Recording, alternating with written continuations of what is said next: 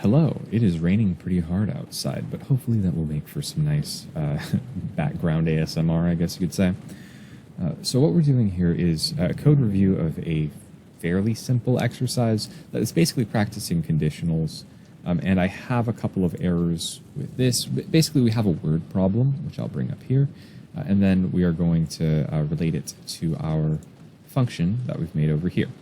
So the word problem is as such, and this is by CodeWars. This is on CodeWars, by the way. I forget who contributed the kata, but it's an open source thing. It's not like, oh my god, copyright strike because you mentioned this one CodeWars kata and didn't give proper credit. dude, I'm just trying to learn stuff. I'm not going to dick around with, oh, I have to put down all of these. just don't worry about it. Let's just get into the word problem itself.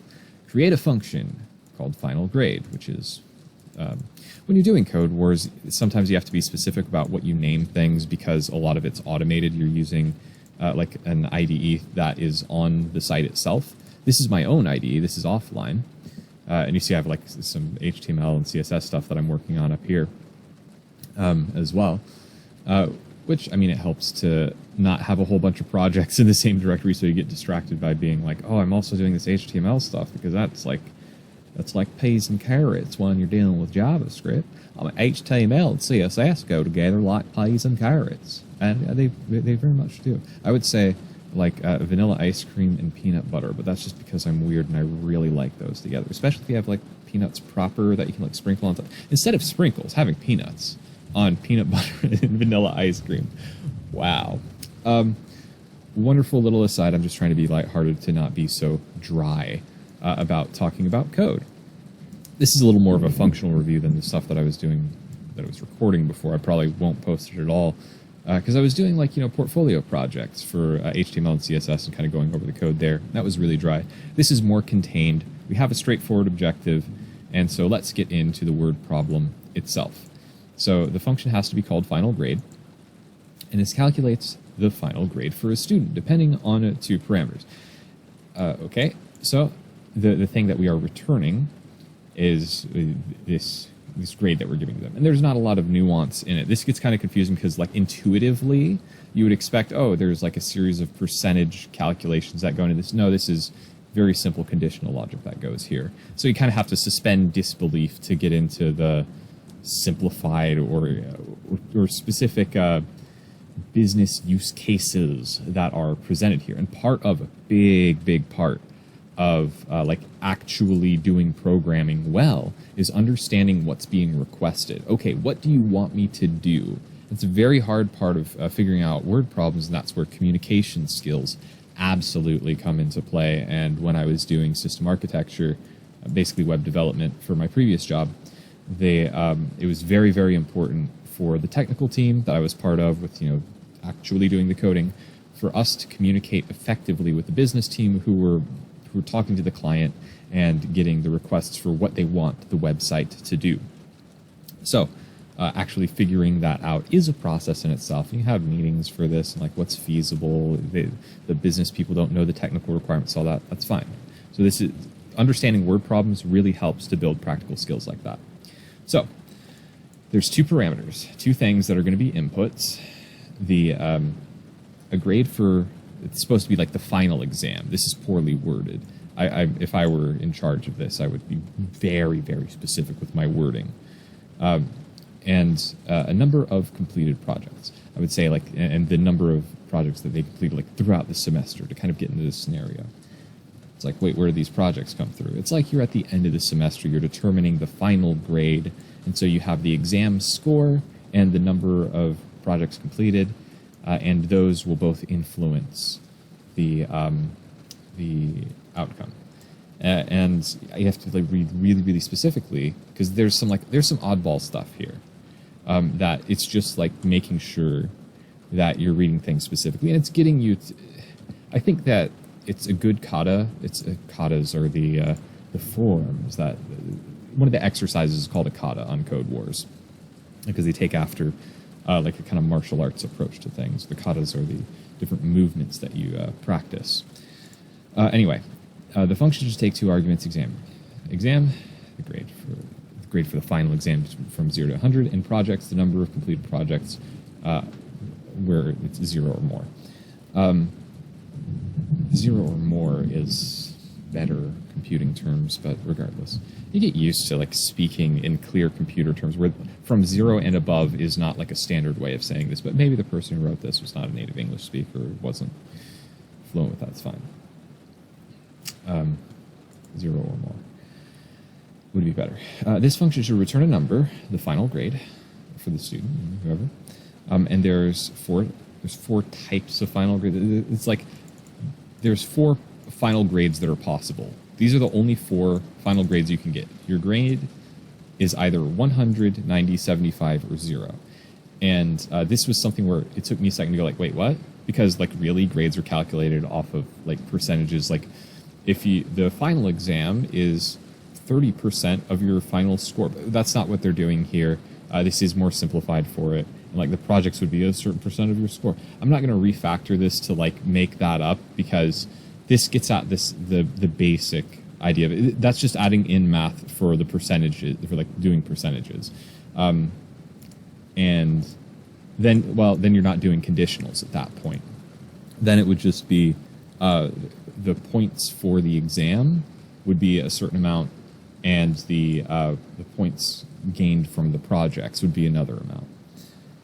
And that's just the different math that's behind it. But a big thing, and people get caught up on CodeWars a whole lot, or are pushed off from doing CodeWars because of the mathematics involved with it. And some things, like I will skip stupid ass kata that require some kind of knowledge about, or I'd have to like look up something about, oh, we're doing prime numbers, and then you have to consider this or that with prime numbers. And let me drop this because that's my study timer. That's in the back. No, I'm not. It's doing a writing session, so that doesn't matter. That's just an app that I have to keep track of timing things, and I went over the amount of time that I was going to allot for this. But that just means I need to hurry things up, really. Yeah, if there's like too much stupid mathematical calculations going on in a kata, then I'm just gonna okay, show me the solutions, because I'm not going to waste time doing mathematics things, because yes, you do need to know mathematics to a certain degree to be able to do computer programming, but the thing that I'm trying to practice is like learning the syntax, or how do you properly apply a reduce function in a certain situation. I'm not going to dick around with like getting the correct mathematical calculations done or looking that crap up, because sometimes legitimately the precise mathematical calculations that are involved for like doing some kind of request or another just gets in the way of practicing programming. I'm not here to practice algebra. I'm here to practice what's the syntax of JavaScript and how can I effectively implement things with JavaScript.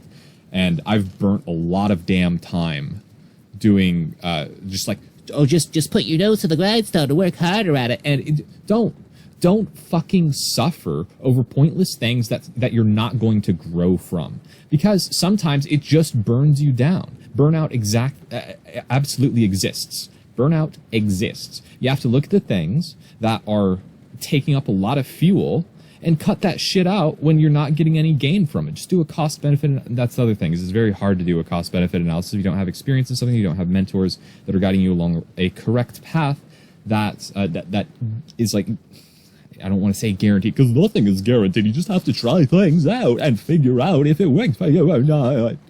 So stupid how there's just a lack of guidance. But regardless, I'm getting beside the point.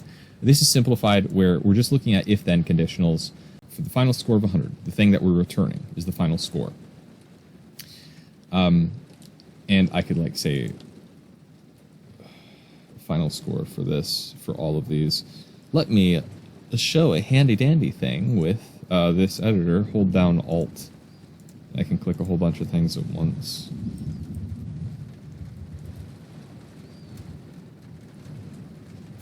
And if I wanted to do new line tab, I could do that, but I don't really care for it.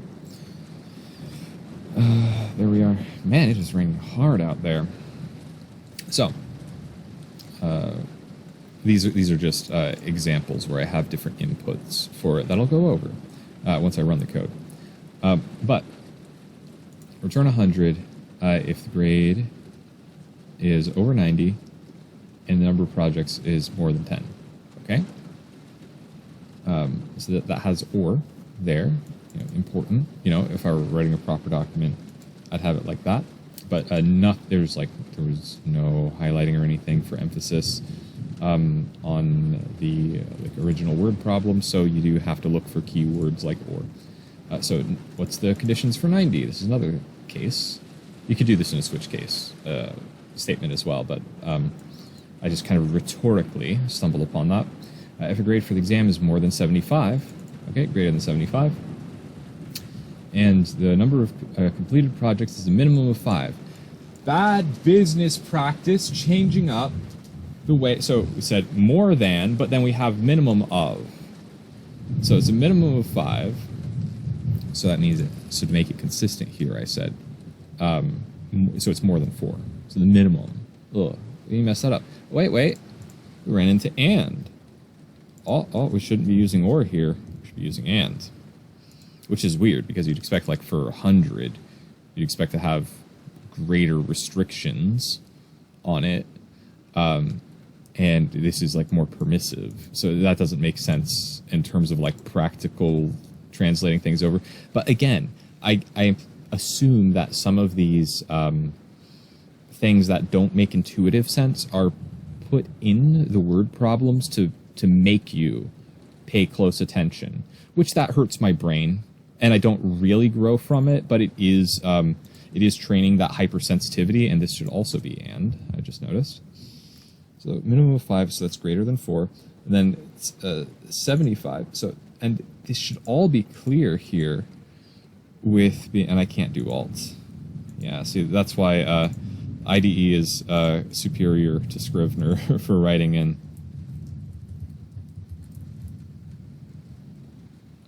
Let's see if I can still function highlight. So then I have like the whole bunch of numbers here. But I don't have anything. Okay, like what is 75 relating to? Oh, that's a final score of 75. So this is poor writing this is poor requirements writing. And you run into this a lot where it's fine because CodeWars is open source, whatever. I'm just talking from a business perspective. If I wanted to do everything like a business real world environment, how do I relate this to real actual coding? The stuff that you would give to, like in an enterprise environment, the stuff that the business department would give to the technical department, they make sure that they have clear keywords. And I was part of that was part of what we did meetings about, is defining clear keywords so that the broader technical team could understand very specifically what was expected of them. So like this whole final score thing is, I want that to be consistent because that's my return value. I'm not saying return value here, but we know that the thing that we want returned is our final score. So we are just using pseudocode with the requirements thing here, with our requirements doc. That's essentially what the word problem is.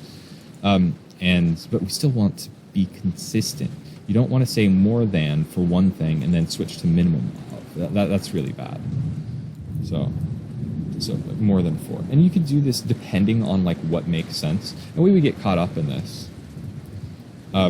Sometimes we would say greater than or equal to. So like at least was a big thing. At least is greater than or equal to. Or no more. So yeah, more than or no more than. So greater than or equal to, or less than or equal to. So we liked those. Or not. At least and no more than. That actually gets confusing because more than and no more than look like they are opposite, but they're not, because more than would be greater than, and then no more than would be less than or equal to. I just stumbled on that verbally as well there. Yeah, so no more than would be less than or equal to. So like even here, just like talking things out, you can see how verbally saying stuff, it gets really confusing to express what you precisely want, what you precisely need in code. So that's why it's very important to write out clear documents, just in general. And I still didn't add my and here. So, final, and this is read as just and, but it's 2 of the ampersands there, so, I mean, that's just me being rhetorical again. I'm getting lost in the verbal world and losing track of the actual. But you know what? You know, it's the great equalizer here. is actually running the code. Save that. Come on, save. There we are. And okay, and if none of these cases are met, then you would have 0 here. And if you're doing switch case, then each of these would be like, I don't think you'd actually do a switch case for, because switch case is like for a specific thing. You wouldn't have like conditionals, like ranges. I guess you could do a range if you have like the expected inputs, because the exam score can't be over 100. But I'm like, you wouldn't expect projects to be over 100, but you could like put like a ridiculous, you could put 99 in there. But that's when you'd run into those edge case things where if someone makes 100, then it kind of breaks your program and they end up with a score. Well, they wouldn't end up with a score of 0 in this case. Well, let's say that they got like a 20 on the exam. Yeah, then they would end up with a score of 0. So there's little things that you could think of for how things would be broken. I've never worked in testing, but I could write. I've helped write. Actually, no, I've never been assigned to a role formally in testing. I've absolutely helped with testing, because when you're doing project development, when you're like making the application, You're not supposed to test your own stuff, yeah. but there's like other developers that have done things where I would help the testing department of like, hey, you're done with your development for this sprint. Can you run some cases for this or make some data for that? So I have helped with testing to a degree, but that's absolutely a soft skill thing where it's very situational. I feel like it's a soft skill. You do have to have the technical knowledge of what the app is doing, and like think of weird cases, weird use cases that would come up. Which there's sometimes things that when it's just numbers, sometimes you'll have like built-in things on different frameworks that will test for completeness and test for like exceptions. I know that the proprietary framework I worked with is kind of like that. Man, that's some thunder out there. I'm getting distracted really easily. But yeah, there's a soft skill into problem solving for what issues could come up that you should test for. And it's always interesting when you catch something that might not be expected. Like having 100 projects when you'd only hard code in, like for a switch case thing, a range that only goes up to 99. But regardless, just to refresh my memory, I think it's default is the key word for after all your switches, and you need to have a break after each switch, or else it'll fall through. And the default would be 0. So if you didn't have the break and like you kept running into the default, then that might be the logic falling through because there was no break statement for your switches. But regardless, I'm not showing switches here. I'm just doing basic conditionals because that makes the most sense here. You notice that like even describing this, that would have a lot of complexity to it. I didn't prepare that out in advance, though I did prepare out a nicer structure here. And I will explain this as well. Actually, this is not going to be a very brief recording because I do want to explain things from a practical perspective about how I would change this. Let's actually move these closer. I would change this because this is hard coded in. All our pieces are hard coded in. But then if I have this up here, I have access to all these thresholds, and I'll go over why this is more important. Like once you take a closer look at this, you'll see, oh, I can control everything. If I needed to update values, or if I needed a structure where we're importing things from like a database, then having a dictionary. I forget the correct word for this. It is an object where you have a key, where you have key value pairs, like JSON is all like key value pairs. This is just much better for handling. Well, what if I had instead of 3 tiers, we updated things where students wanted things. The students and parents requested to have things more nuanced, and now we have 16 tiers. Well, going through, sorry, it's my CSS code. Going through and like rewriting this to have like 16 total if-else statements would be ridiculous, and this would be much easier to maintain over here. But we'll go into that. Let's actually finish up on what's here. I went over the basic logic of what's happening. It's kind of weird that they have the and there, but that's just what's requested for the business case here. And I also noticed I did not have my ending delimiter. Again, holding down Alt lets you select multiple lines, and I just wanted to have that there. It's not going to break anything, I don't think. But I do have one mistake in here, which I just gave away, because I did not... Come on. Come on, buddy. There we go, debug console. Uncaught reference error, yeah, project 6 is not recognized because I accidentally had that as projects. But that's something where reading this, I kept that in there just to show. Like, I was working on this for quite a while to like spiffy it up. And, oh, wait, we're going to have to do more debugging because something else changed here. And I might actually have to pause the recording here because everything is showing up as... Everything is showing up as 100. What's happening here? Projects 11 should be fine, but then why is everyone else...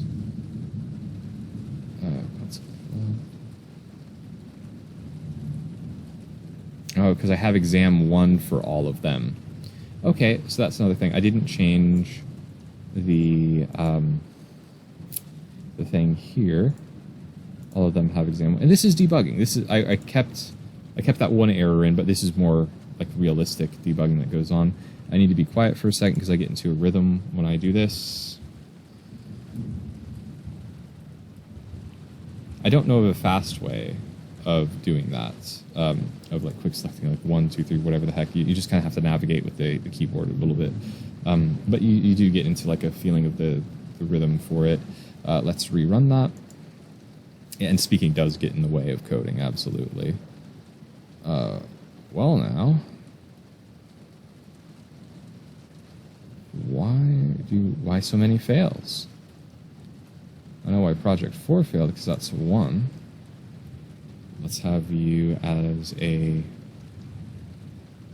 5. And should that be failing? Yeah, it should be.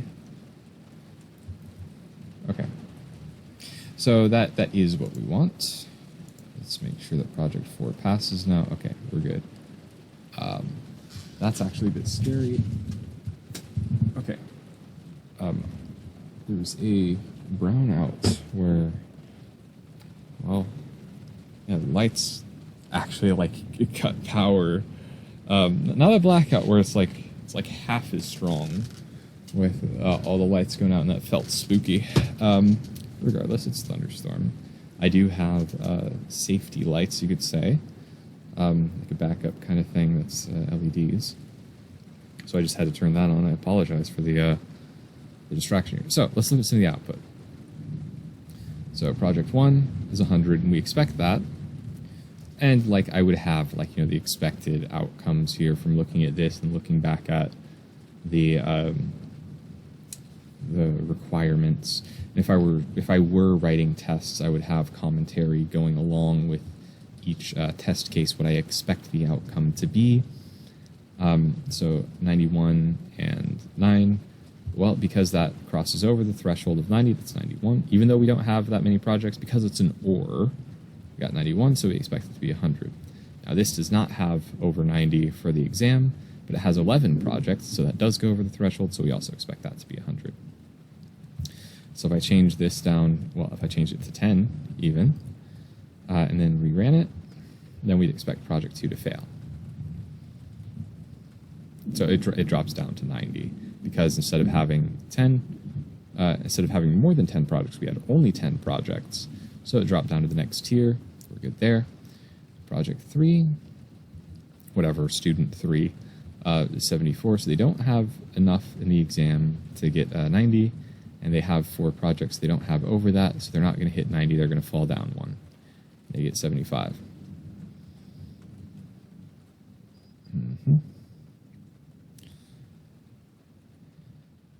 And project 5 has 40 and 1. 1 is not greater than 1, and 40 is below that threshold, so they fall to 0. And hold on a 1 second. Oh yeah, it has to be and for these. So I would have to do more test cases to get all possible things there, but we're not worried about that. So even if I have 2 projects, because I don't have 2 projects and a score above 50, I do not earn the 75, and I drop down to 0 for project 6. Okay, that's fine.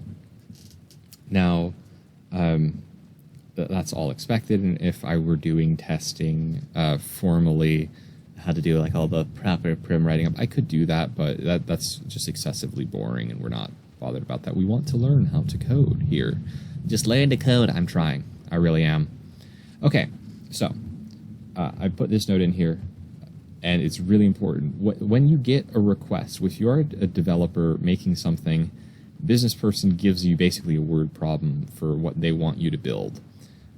Don't hold yourself to exactly what they're saying. Like the whole like minimum there was not great.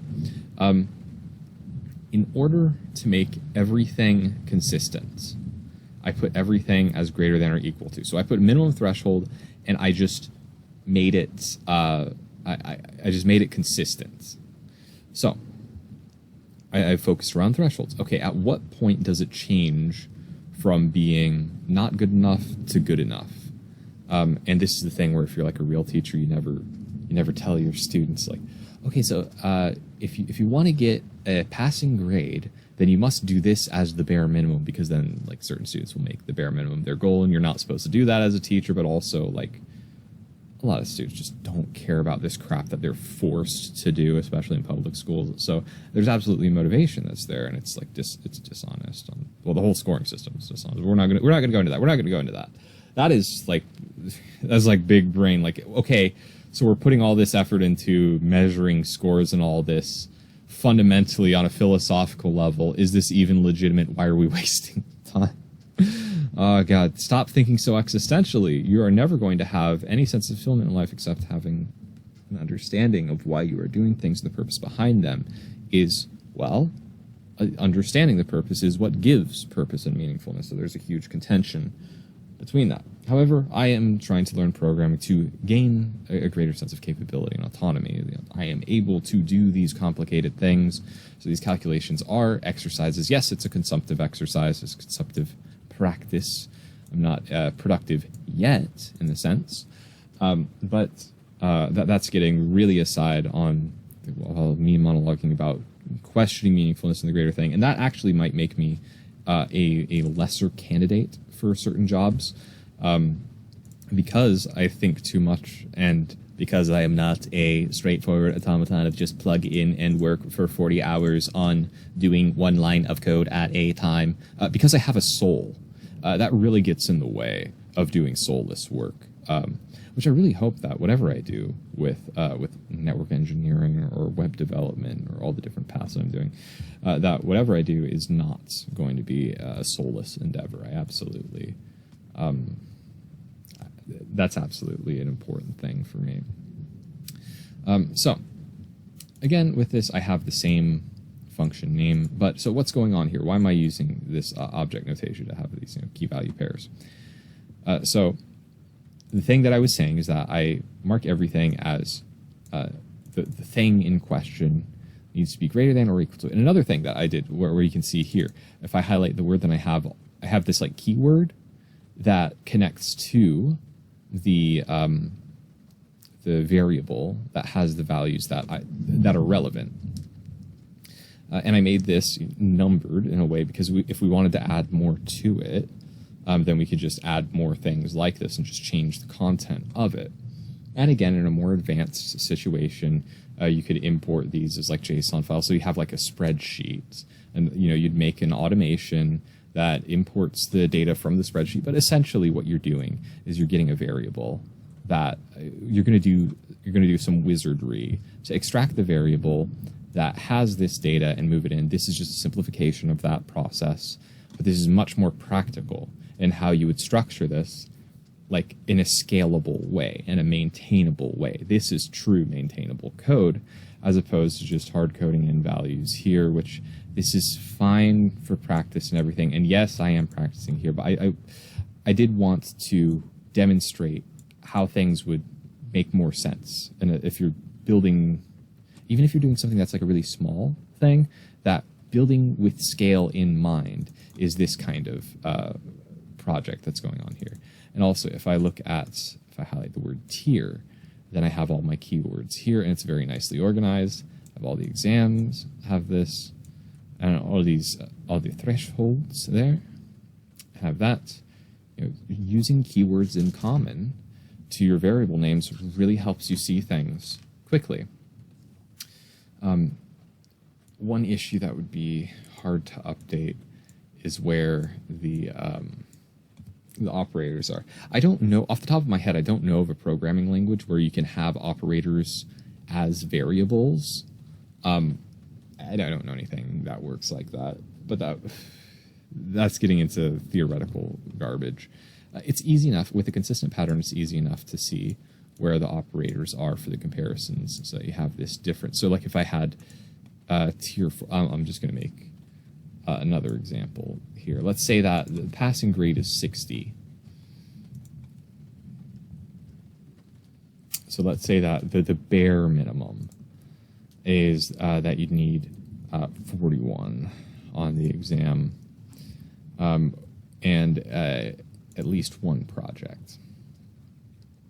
So then I can just copy pasta in this conditional. Well, I can just copy pasta in this whole thing. Give me that code block. That's another good thing about like understanding what is a chunk of intelligible code, is that you can like get a sense of where the code blocks are. And my spacing for JavaScript is different. This is set up for having Python spacing, which is why I have the 4 at a tab instead of the 2. So that's an inconsistency that I have between this development environment and the CodeWars development environment for JavaScript. So yeah, I have to manually do the 2 spaces. And that's just a very small thing, but I'm aware of that, and that's silly. So if I wanted to have tier 4, so let's say that we added this in, then look at how easy all of this is. Like, I don't even have to think about it because I'm talking at the same time that I'm doing it, and then tier 4 final grade. And then now, poof, this is going to work for that. So where we had our final guy, let's make it, well, actually, first, let's run with and, because still at 41, the guy with 40 is still going to fail. So does it say, yeah, it's saved. Then start debugging.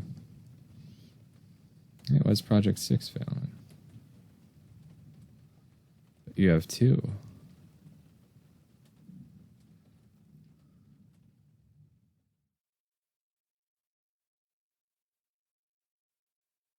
Why is project 6 returning? Because I also didn't change the exam thing over here. Wait, what are you running? What? That doesn't make sense at all. Right. But where are we? We are in JS buckets. So let's go see. I'm not going to worry about like long things for like the string. It's just navigating one at a time and then looking over here is fine enough for it. And then final grade.js. Console is undefined, so it's not letting me run this. I'm going to go offline and then come back when I got the debug console working.